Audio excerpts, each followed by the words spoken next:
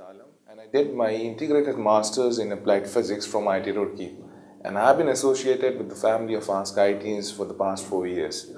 Now the topic of today's discussion is modern physics. Now without laying anything about modern physics, we will first discuss in this particular video what exactly is this, what exactly is the modern physics, and what is the timeline associated with modern physics. So let's find out. Greetings students. Now let's study one of the most important topic of class 12 from both board's perspective and also from competitive exams angle, modern physics. Now before I actually tell you anything about the different phenomena or the different theories and experiments discussed in modern physics, we will first like to understand what was an outlook of science, or let's say to be precise, physics during those times. So right now when we are studying modern physics, we are actually studying somewhere between 1900 to 1950.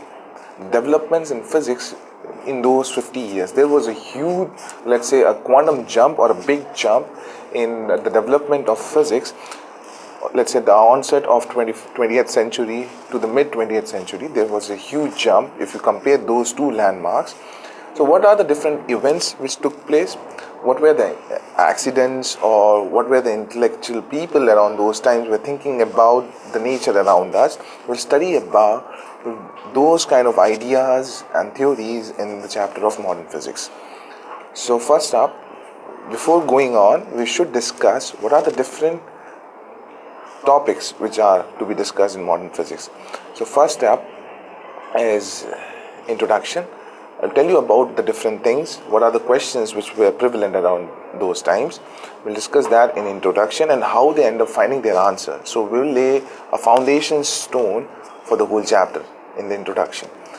Then comes the photoelectric effect, one of the most important effect, answering many questions about light, matter as a whole, and shattering one of the biggest idea, whether light is a wave or light is a matter. That is one of the strongest evidence which we have ever witnessed on the face of earth.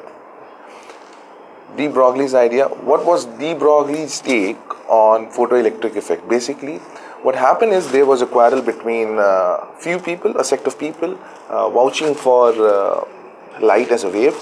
Then there were a few sect of people who were vouching for light as a matter. So there was a constant clash between these two sects of people. Photoelectric effect gave a help in proof that light is a matter. Young's double slit experiment gave a help in proof that light is a wave. So I have two instances or two experiments which cannot be disapproved. The result speaks for itself.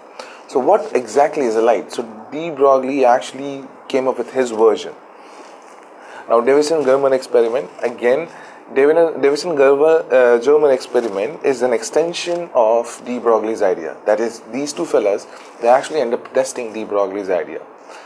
Then we will shift our attention to three theories: plum pudding model, Rutherford's model, and Bohr's theory. So these three models are basically dealing with how an atom looks like. What are its constituents and how are they actually positioned at different places in an atom. So these three are the different theories or the famous theories which put up their own version.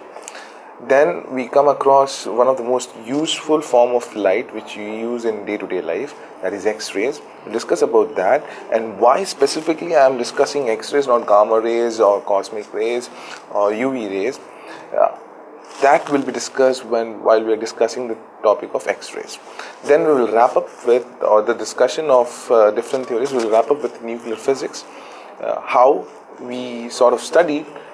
Now that we have studied what an atom looks like, how it behaves, we sort of dug into a whole new level when we started studying about the nucleus. I will tell you what nucleus is, but we will discuss that first in plum pudding model, Rutherford model, and Bohr's theory. What nucleus is, what are the constituents of atom, then how a particular constituent called nucleus is used in an atom for different benefits. So we will discuss that in nuclear physics. Then finally, after all we have studied all these topics, we will sort of test our analysis or our understanding of these phenomena, these ideas, by set of few questions based on the previous year's competitive exams. So that's all which we will discuss in the chapter of modern physics. So this is a broad outlook, so watch out for more. I hope now you have understood what exactly is modern physics and what are the different aspects in the field of physics which we'll be dealing with in this particular chapter.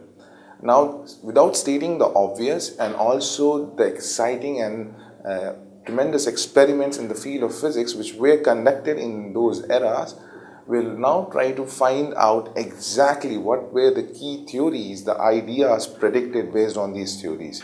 So what are those? Stay tuned for that.